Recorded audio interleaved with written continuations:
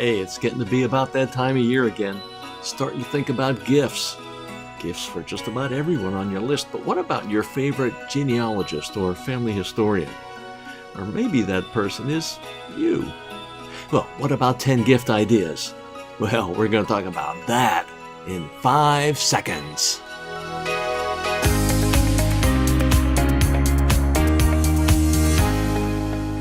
Hi, my name's Greg Kleist. I'm the host for the Road to Your Family History YouTube channel. Thanks for joining me. Hey, listen, when it's time to get gifts for a genealogist or family historian, people that don't really do genealogy or family history are at a loss what to get their loved ones who are into genealogy or family history. And even some people that know a little bit of something about genealogy don't really know what they can get the person. But I've got 10 suggestions for you, and I have links to all of them down below where you can click on them and go right there to see them and check them out and purchase them. But listen, before we get down to business, please hit the subscribe button down below this video, and that way it'll tell me, and YouTube too, that you want to see more of these videos, and tell me that you want to see more of them too, so I can put more of them out there for you. I appreciate it. Thanks.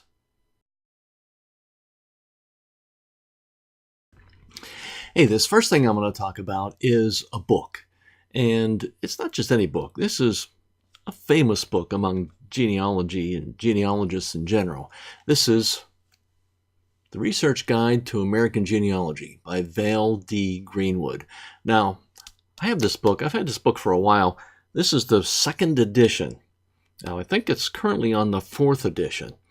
I think I have another version of it too, just in electronic form in the 3rd edition. But I don't have the 4th edition yet. I'm going to have to add that to my wish list for the holidays. But yeah, that's it. This is well known. This is often used in classes on genealogy. So this is very well known. It has the very basics of doing research history. Now, it's kind of academic, of course, because it'll go through and also tell you the different sources, how they're used, how to analyze different genealogy information. So it's really good for someone who wants to get a good academic foundation in doing genealogy. So seriously consider this. This is a good one. Okay, now this next one is also a book, and this is a heavy book. I mean, look at this thing. Look how thick it is. It's called Professional Genealogy. And the subtitle is A Manual for Researchers, Writers, Editors, Lecturers, and Librarians. This is another very, very well-known book. I got this one in 2001 when it first came out. And guess what? This year, they just revised it. And man, this is a classic. If anyone is serious about doing genealogy, they need to have this book. Now, I would not get this for someone who is just thinking about getting into genealogy or maybe hasn't done much genealogy research yet. I would suggest this for people that have probably at least 6 months to a year research of serious research under their belt, because this can be heavy. I mean, part of this, not just heavy in weight, of course it is, but it talks a lot about, well, like it says in the title, professional genealogy. It gives a lot of advice for if you want to become a professional genealogist, how to set up your business, how to write research reports for clients. Now, don't get me wrong. This is not only for people who want to do professional genealogy. This is a book for people who want to do research like a professional, like how to write those research reports. Now, there's so many different ways you can do it, but this shows a very structured way to do it. If you or the person you're buying for doesn't want to do that, then, well, maybe this might not be for them. But it still has a lot of very good information about doing genealogy research in it, in addition to chapters on how to start work as a professional genealogist. Okay, this next thing is great if you want to preserve pictures of your family history, and that should be a very important thing that you or the family genealogist or family historian do all the time. It's so great to look at those old pictures, especially if you know who they are. And if you don't know who they are, you should still be preserving those pictures, because you never know who, somewhere along the way, when you interview relatives, will know who those people are. But this is called a flip pal mobile scanner. Look how little it is. It's pretty small. And guess what else? It operates on batteries. Yeah, you heard me right, batteries. That's what makes this so mobile. Now, this is great if you're going to someone's house, a relative maybe who has some family photographs, but they don't feel good about handing them over to you to take home to scan. But that's okay. You can use the flip pal scanner. It uses a memory card. That's where it stores the pictures that you scan in there. This lid actually comes off, and you can even if the pictures are in an album or a scrapbook or something like that, because see, the bottom of it is clear. You can see through the bottom. You can take the lid off, you can put it face down and see exactly where you're scanning and scan away. Now, what if you have something bigger than just the scanning surface here? Well, you can scan different parts of the picture, and there's software that comes with this that will let you stitch those pictures together. So if you have a larger picture or maybe a document, you can do that. It's small enough to carry, especially if you have to travel somewhere. If you're traveling to meet relatives in another state, heck, in another country, this would be great for travel. Now, you can obviously take a full-size flatbed scanner. I mean, they have smaller, thin ones. I actually have one. And you can use those, but of course you have to take your laptop with you, and also a USB cable to hook the scanner to the computer. And then you're going to have to use your power cord too. So you have all that other stuff. If you don't feel bad carrying all that stuff around, go for it. But this is going to work great. Like I said, a battery, so there's no cords. You got the memory card that the pictures are stored in, so good thing. Flip pal. Speaking of getting with your relatives and looking at their pictures like we did with the flip pal scanner, something else that I think is vital to have when you talk with your relatives and interview them. That's a digital recorder. Look how small this thing is. This thing will hold hours, several hours, at least a dozen hours, if not more, using the batteries. See, you've got two microphones built in. Now, you have a plug if you want to add an external microphone, but I'll tell you, with this is a Tascam DR05. I've never had a problem just using the built-in microphones. Plus, the thing is, it has little indicators on the sound level right on there as you're recording. So you can see how the recording level is, and you can make it higher or lower if you need to.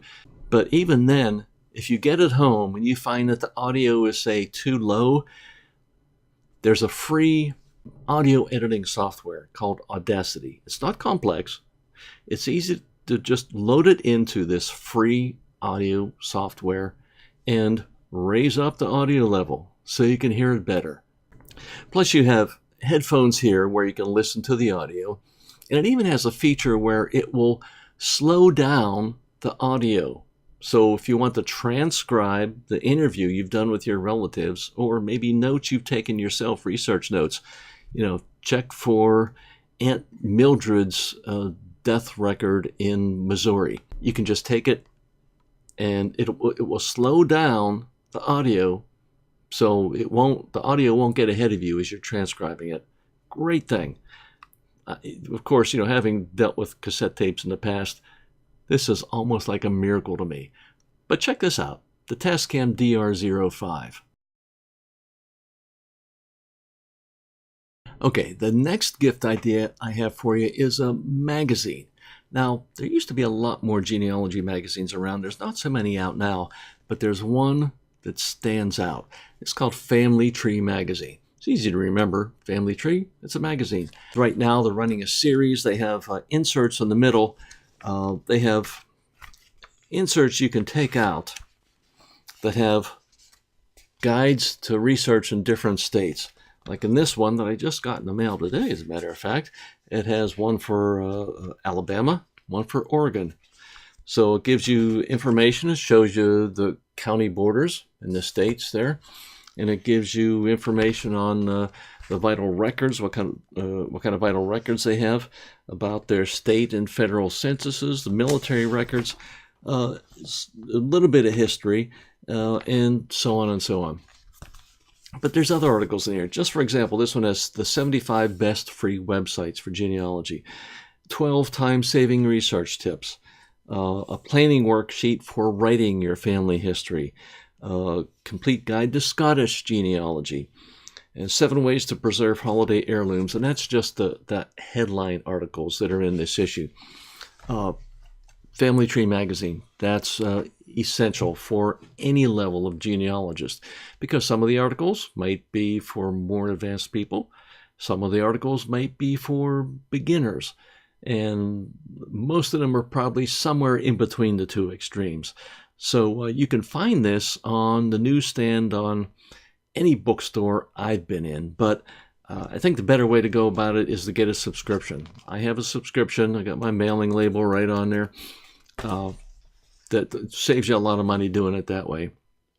So take a look at the link below, and you can go get yourself a subscription to that, or a loved one, or your favorite genealogist or family historian. Okay, the next thing I'd like to talk to you about is a piece of software. Now, why would you need a piece of software to do genealogy? Well, the bottom line is you really don't have to have genealogy software to do genealogy, but man, in my opinion, it's really essential that you do have this, because as you go along, you're going to get more and more information. You're going to get more and more names. You're going to have more and more sources to keep track of, more and more geographical locations. You're going to end up with lots and lots of information, and this will help keep you organized and everything looking nice and neat. And you can print out nice reports. Like right now up here on the screen, you see, basically a family tree. At the bottom, you've got a relative of mine that goes back. Matter of fact, it identifies right down here. The person I've highlighted is my 5th great-grandfather. That's 5 greats. That's great, great, great, great, great. And he's great. Okay, and then you see his father up there, his mother here, then his father, then his mother, her father, and don't know her mother, but then so on and so forth back here. Now I'm showing 5 generations here. Like in this program, I can change that to 6 to squeeze the 6th generation in there, but it doesn't show as much information as I want to see, so I just keep it to 5. Of course, if you see like over here, there's a red arrow. That means there's more people down that way. This red arrow here means there's more people down the other direction. But then also you could take a look at a family then. And this shows the person when they were born, married, and died, the wife when she was born and died, and their children. You can add a child if you like. It'll show, if you know them, the sex of the children when they were born, where they were born, when they died, where they died. A lot of information here. Okay, here's the RootsMagic website. I got to tell you, this program, it comes in 2 different versions. There's a free version called RootsMagic Essentials. Like I said, it's free.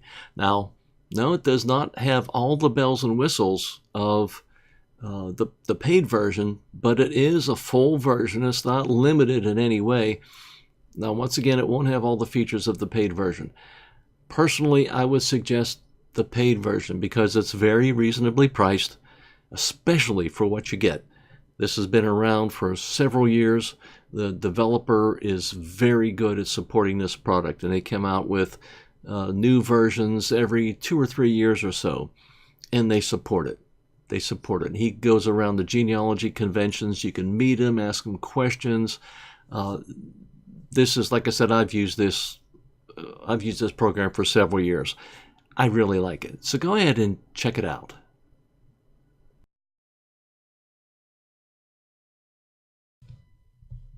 Okay, this next gift idea is, even though if you've never seen it, I'm sure you've probably heard about it because it's advertised a lot. This is Ancestry.com. This is a huge, and as far as I know, the biggest genealogy website on the planet. Now, they have some free databases, but of course, the vast majority of them you have to pay a subscription to get. Now, this is another one of these gifts that I would not suggest for the person who's not yet doing genealogy, and would not recommend that you use this or give it to someone unless they've been doing at least a very basic genealogy research for at least about 6 months or so. Now, you can give them the gift subscription if you want, but tell them not to get too bogged down in this right at the beginning. Now, I'll give you an example of a relative of our ancestor of mine. It's Josiah Shuck. Now, I'm going to limit it by where I know that he lived. So this is going to be Bedford County in Pennsylvania. And I could even put the birth year to filter it out a little bit more. But I'm just going to hit search. And oh my goodness, I have 53,000 records. You see why I say it's, someone might get a little bit overwhelmed with all of this information.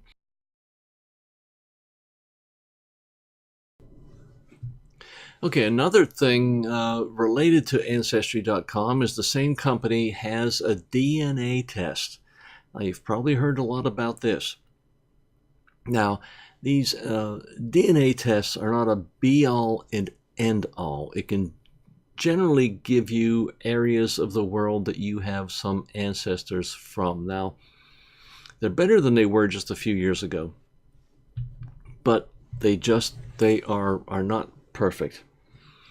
Now, I haven't done one yet, but I would like to do one. And now you see, especially right now, and it says through November 21st, that it's on sale for $59, normally $99. That's a good deal. So if you can get it at a sale price like that, I would jump on that. But it says until November 21st. But I would not be surprised if this is going to be on sale past there. It might end on November 21st, but I think it'll come back on certainly before Christmas. So if you don't get a chance to, or if you haven't seen this video before November 21st, then keep checking back because you just might find it. Once again, the link will be down below. Okay, here's another book that I'd like to suggest that would make a great present for any genealogist. This is called Evidence Explained: History Sources from Artifacts to Cyberspace, 3rd edition, revised. Now, I had the very first edition of it, and I gave it to someone else because I got the 2nd edition in an ebook form. But in here, you can see now, they didn't when I got my 1st edition, but now they have a hardcover edition and a Kindle edition. So, of course, the Kindle edition would be searchable too. Now, in my opinion, on a Kindle itself, some of these examples of documentation, it might appear too small on the Kindle, unless you're using the Kindle reader on a desktop computer or maybe another computer like a notebook computer.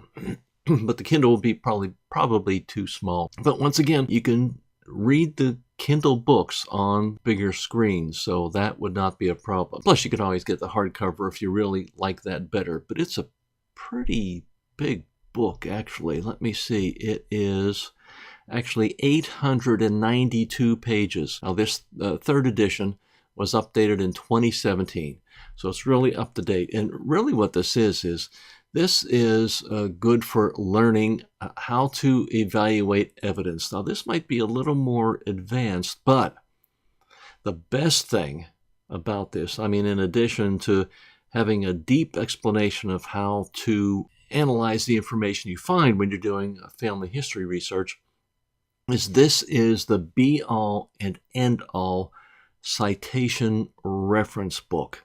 Now, you can get other general reference books that show you how to write citations for information, but this is the number one best by far source for showing you how to cite your sources that you'll find when you do family history. And it covers them all. I don't think there's any stone unturned that Elizabeth Shown Mills hasn't covered.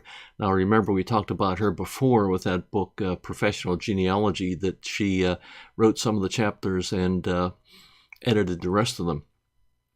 So like I said, she is a renowned expert. This will show you the correct way to cite all the sources you'll find for genealogy. You're not going to find them in your general reference books that show you how to cite sources.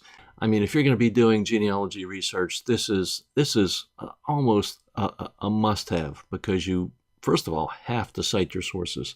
And this is the book that will show you how to do it, in addition to how to analyze the sources and evidence that you find when you're doing genealogy research.